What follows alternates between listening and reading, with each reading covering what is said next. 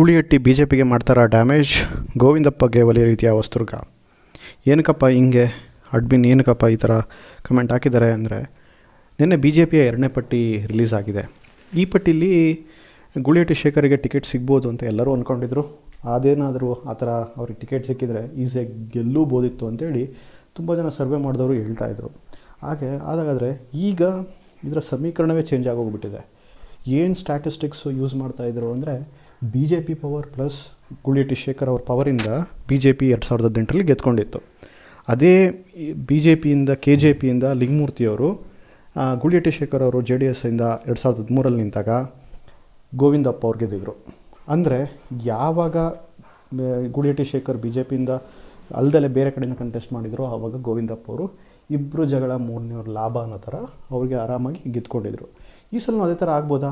ಯಾಕಂದರೆ ಇಲ್ಲಿ ಜಾತಿ ಸಮೀಕರಣ ನೋಡೋದಾದರೆ ಗುಳಿಯಟ್ಟಿ ಶೇಖರ್ ಅವ್ರು ಬಂದುಬಿಟ್ಟು SC, ಕುರುಬ ಸಮುದಾಯಕ್ಕೆ ಸೇರ್ತಾರೆ ಗೋವಿಂದಪ್ಪ ಅವರು ಕಾಂಗ್ರೆಸ್ನಿಂದ. ಲಿಂಗಮೂರ್ತಿಯವರು ಲಿಂಗಾಯತರು. ಇಲ್ಲಿ ಬಂದುಬಿಟ್ಟು ಬಿ ಜೆ ಪಿಗೆ ಯಡಿಯೂರಪ್ಪ ಮತ್ತು ವಿಜಯೇಂದ್ರ ಅವರ ಬ್ಯಾಕಿಂಗ್ ಇದೆ. ಲಿಂಗಮೂರ್ತಿಯವ್ರನ್ನ ಇಲ್ಲಿ ಫೀಲ್ಡ್ಗೆ ಇಳಿಸಿರೋದೇ ಯಡಿಯೂರಪ್ಪ ಅವರು. ಇವರು 2008ರಿಂದಲೂ ಕಂಟೆಸ್ಟ್ ಮಾಡ್ತಾಯಿದ್ದಾರೆ, ಯಾವತ್ತೂ ಗೆದ್ದಿಲ್ಲ. 2018ರಲ್ಲಿ ಇವರು ನಿಂತಿರಲಿಲ್ಲ ಎಲೆಕ್ಷನ್ಗೆ. KJPಯಿಂದ ಇದ್ದಾಗಲೇ 37,000 ಓಟ್ ತೊಗೊಂಡಿದ್ರು ಲಿಂಗಮೂರ್ತಿಯವರು. ಬಿ ಜೆ ಪಿ ಅವಾಗ ಏನು ಒಂದು 2,000 ಓಟ್ ತೊಗೊಂಡಿತ್ತು ಅನಿಸುತ್ತೆ. ಅದು ಯಡಿಯೂರಪ್ಪ ಅವ್ರ ಪವರು. ಯಡಿಯೂರಪ್ಪ ಅವ್ರ ಪವರ್ ಏನು ಅಂತ ಅವರು ಪ್ರೈಮ್ ಟೈಮಲ್ಲಿದ್ದಾಗ ಯಡಿಯೂರಪ್ಪ ಅವ್ರ ಪವರ್ ಏನು ಅಂದರೆ, ಇದು 37,000ನ ಅವರ ಅಭ್ಯರ್ಥಿ ಕಡೆಯಿಂದ ತೊಗೊಂಬಂದಿದ್ರು. ಅದು ನವೀನ್ ಅವ್ರ ಅಲ್ಲಿದ್ದಾಗ ಸಂಘ ಪರಿವಾರದವರು RSS ಅವರು ಕೂಡ ನವೀನಿಗೆ ಓಟ್ ಹಾಕಿದ್ರು ಆ ಟೈಮಲ್ಲಿ. ಆದರೆ ಈಗ ಸಮೀಕರಣಗಳೆಲ್ಲ ಚೇಂಜ್ ಆಗಿದೆ. ಏನಕ್ಕೆ ಅಂದರೆ, ಗುಳಿಯಟ್ಟಿ ಶೇಖರ್ ಅವರು ವ್ಯಕ್ತಿಗತವಾಗಿ ಜನ್ರಲ್ ಕಾನ್ಸ್ಟಿಟ್ಯೂನ್ಸಿಯಲ್ಲಿ SC ಅವನು ಗೆಲ್ತಾರಲ್ಲ, ಈ ಥರ ರಾಜಕೀಯ ಪಾರ್ಟಿಗಳು ಜನರಲ್ ಕಾನ್ಸ್ಟಿಟ್ಯೂನ್ಸಿ ಅಂದರೆ ಜನರಲ್ ಅವ್ರಿಗೇನೇ ಟಿಕೆಟ್ ಕೊಡಬೇಕು, SC ಅವ್ರಿಗೆ ಯಾಕೆ ಕೊಡಬೇಕು ಅನ್ನೋ ಥರ ಅಂದ್ಕೊಂಡು ನನಗೆ ಟಿಕೆಟ್ ತಪ್ಪಿಸಿದ್ದಾರೆ. ಇದೇ ನನಗೇನು ಶಾಕ್ ಥರ ಏನಾಗಿಲ್ಲ, ನನಗೆ ಮುಂಚೆನೇ ಗೊತ್ತಿತ್ತು ಇವ್ರು ಟಿಕೆಟ್ ತಪ್ಪಿಸ್ತಾರೆ ಅಂತ ಏನಂದರು. ಆದರೆ ಅಲ್ಲಿ ನೋಡೋದಾದರೆ ಅದು ಕರೆಕ್ಟು. ಆದರೆ ಇಲ್ಲಿ ಏನಾಗುತ್ತೆ ಅನ್ನೋದು ನೋಡೋಣ.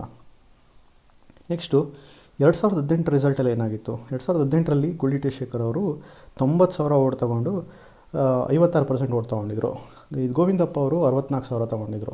ಕಂಫರ್ಟೇಬಲಾಗಿ ವಿನ್ ಆದರು ಗುಳಿಯಟ್ಟಿ ಶೇಖರ್ ಅವರು. ಯಾಕಂದರೆ ಎಲ್ಲರೂ ಸಪೋರ್ಟ್ ಮಾಡಿದ್ರು. ಯಡಿಯೂರಪ್ಪ ಅವರು ಮುಖ್ಯಮಂತ್ರಿ ಕ್ಯಾಂಡಿಡೇಟು, ಪ್ರೈಮ್ ಟೈಮು, ಇದೊಂದು ಸಲ ಯಡಿಯೂರಪ್ಪನ ಕೆಲಸ ಬಿಡೋಣ ಅನ್ನೋ ಥರ ಜನ ಓಟ್ ಹಾಕಿದ್ರು ಚಿತ್ರದುರ್ಗದಲ್ಲಿ. ಅದೇ ಥರ ವಸ್ತ್ರದಲ್ಲೂ ಕೂಡ ಹಾಕಿದ್ರು. ಆದರೆ 2013ಕ್ಕೆ ಹೋದರೆ ನಮಗೆ ಈ ಕ್ಷೇತ್ರದ ಈಗಿನ ಪರಿಸ್ಥಿತಿನೇ ಅರ್ಥ ಆಗುತ್ತೆ.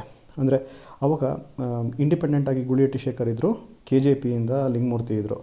ಅಲ್ಲೇನಾಗಿತ್ತು, ಇಬ್ಬರು 37,000 ಓಟ್ ತೊಗೊಂಡ್ರು. ಅದೆರಡು ಕಂಬೈನ್ ಆಗಿದ್ದಿದ್ರೆ ಈಸಿಯಾಗಿ ಗೆದ್ದುಬಿಡೋರು. ಆದರೆ ಹಂಗಾಗಲಿಲ್ಲ. ಅಲ್ಲೇನಾಯಿತು, BG ಗೋವಿಂದಪ್ಪ 58,000 ಓಟ್ ತೊಗೊಂಡು ಇಬ್ಬರು ಇದ್ದಾಗ ಅವರು ಗೆದ್ದುಬಿಟ್ರು. ಈಸಿಯಾಗಿ ಕಂಫರ್ಟೇಬಲಾಗಿ ಆವಾಗಲೂ ಗೆದ್ದಿದ್ರು. ಸೊ ಇದೇ ಮರುಕಳಿಸುತ್ತಾ 2013 ಮತ್ತು 2023ರಲ್ಲಿ ಮರುಕಳಿಸುತ್ತಾ? ನಮಗೆ ಈ ಎಲ್ಲ ರೀತಿ ನೋಡಿದ್ರೆ ಹಂಗೆ ಅನಿಸುತ್ತೆ. ಯಾಕಂದರೆ ಈಗ ಮುಂಚೆ ಯಡಿಯೂರಪ್ಪನವ್ರು ಬಂದು ಕ್ಷೇತ್ರಕ್ಕೂ ಬಂದು ಪ್ರಚಾರ ಮಾಡೋವಂಥ ಪರಿಸ್ಥಿತಿ ಅಂತೂ ಇಲ್ಲ. ಹಂಗಾಗಿ BJPಗಂತೂ ಇಲ್ಲಿ ಚಾನ್ಸೇ ಇಲ್ಲ. BJP ಅಂತೂ ಗೆಲ್ಲಲ್ಲ. ಇಲ್ಲೇನಿದ್ರು BJP ಇಲ್ಲಿ 3ನೇ ಸ್ಥಾನಕ್ಕೆ ಬಂದಿರುತ್ತೆ ಈಗ ಎಲೆಕ್ಷನಲ್ಲಿ. ಇಲ್ಲೇನಿದ್ರು ಈಗ fight between Govindappa and Goolihatti Shekhar. Goolihatti Shekhar ಎಲ್ಲಿ ಹೋಗ್ತಾರೆ ಈಗ? ಗುಳಿಯಟ್ಟಿ ಶೇಖರ್ JDSಗೆ ಹೋಗ್ತಾರಾ ಅಥವಾ ರೆಡ್ಡಿ ಪಾರ್ಟಿಗೆ ಹೋಗ್ತಾರಾ? ರೆಡ್ಡಿ ಪಾರ್ಟಿಗೆ ಹೋದರೆ ಅವ್ರಿಗೊಂದು ಸಿಂಬಲ್ ಸಿಗುತ್ತೆ. ಆ ಸಿಂಬಲಲ್ಲಿ ನಿಂತು, ಫುಟ್ಬಾಲ್ ಸಿಂಬಲಲ್ಲಿ ನಿಂತು ಗೆಲ್ತಾರ. ರೆಡ್ಡಿ ಗಂಗಾವತಿ ಬಿಟ್ಟರೆ ಇಲ್ಲಿ ಈ ಜಾಗಕ್ಕೆ ಬಂದು ನಿಲ್ತಾರೆ. ಮೋಸ್ಟ್ಲಿ ರೆಡ್ಡಿ ಪಾರ್ಟಿಗೆ ಹೋಗ್ಬೋದು ಅನಿಸುತ್ತೆ. ಯಾಕಂದರೆ ಒಂದು ಸಿಂಬಲ್ ಸಿಕ್ಕಿದ್ರೆ ಬೆಟರ್ ಅಂತ ಐಡೆಂಟಿಫೈ ಮಾಡೋಕ್ಕೆ ಜನಕ್ಕೆ ಅಂತೇಳಿ ಅವ್ರಿಗೆ ಹೆಲ್ಪ್ ಆಗುತ್ತೆ. ಮತ್ತು ಒಂದು ಸ್ವಲ್ಪ ಮನಿ ಬ್ಯಾಕಿಂಗ್ ಕೂಡ ಬರ್ಬೋದು ರೆಡ್ಡಿಯವ್ರ ಕಡೆಯಿಂದ. ಇವರು ಚೆನ್ನಾಗಿದ್ದಾರೆ ದುಡ್ಡಲ್ಲಿ, ಏನೂ ತೊಂದರೆ ಇಲ್ಲ.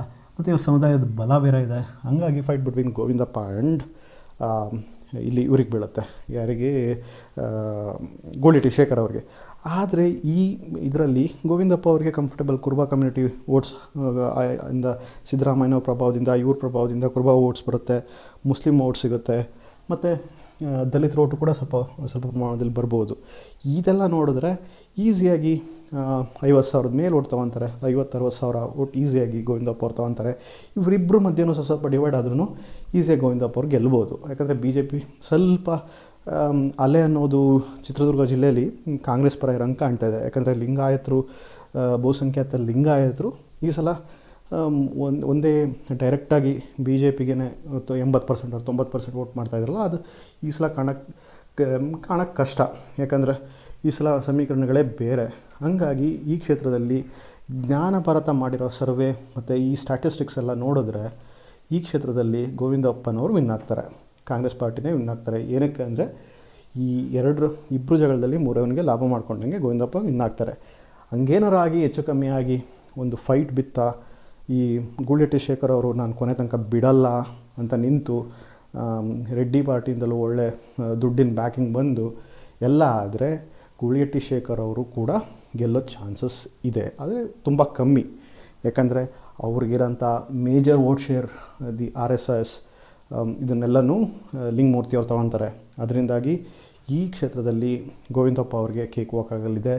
ಅವರೇ mostly 80% chances that Govindappa will win this constituency.